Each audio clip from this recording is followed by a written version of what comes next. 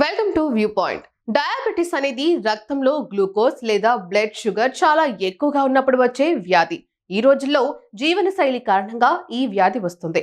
దేశంలో కోట్లాది మంది ఈ వ్యాధితో బాధపడుతున్నారు. తల్లిదండ్రులకు డయాబెటిస్ ఉంటే పిల్లలకు కూడా అది వచ్చే ప్రమాదం ఉంది. ప్రస్తుత జీవనశైలి, ఆహారపు అలవాట్లు, శారీరక శ్రమకు దూరంగా ఉండటం, ఉబకాయం మొదలైనవి డయాబెటిస్ కి కారణాలు.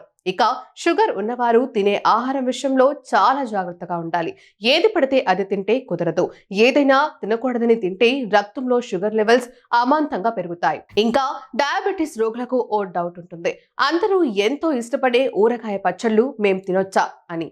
ఈ విషయంలో నిపుణులు క్లారిటీ ఇచ్చారు.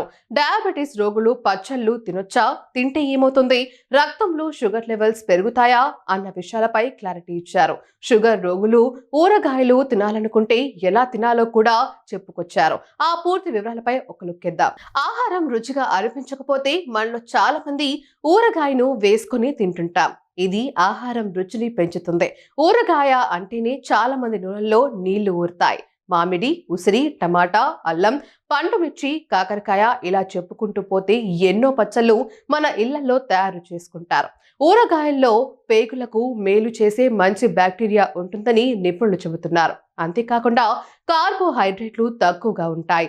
అయితే డయాబెటిస్ రోగులు ఊరగాయలు తింటే రక్తంలో షుగర్ లెవెల్స్ పెరుగుతాయని చెబుతున్నారు నిపుణులు. ఇందులో నిజమెంత, ఊరగాయలు మంచి పులియబెట్టిన ఆహారం అని అంటున్నారు. కానీ వాటిలో చాలా ఉప్పు అంటే సోడియం, నూనె ఉంటాయి. సాధారణంగా ఊరగాయలు తినేటప్పుడు ఇతర ఆహార పదార్థాల్లో ఉప్పు తినడం ఆపరు. దీంతో ఊరగాయతో పాటు ఇతర ఆహారాలు తినడం వల్ల ఎక్కువ ఉప్పును తీసుకుంటాం.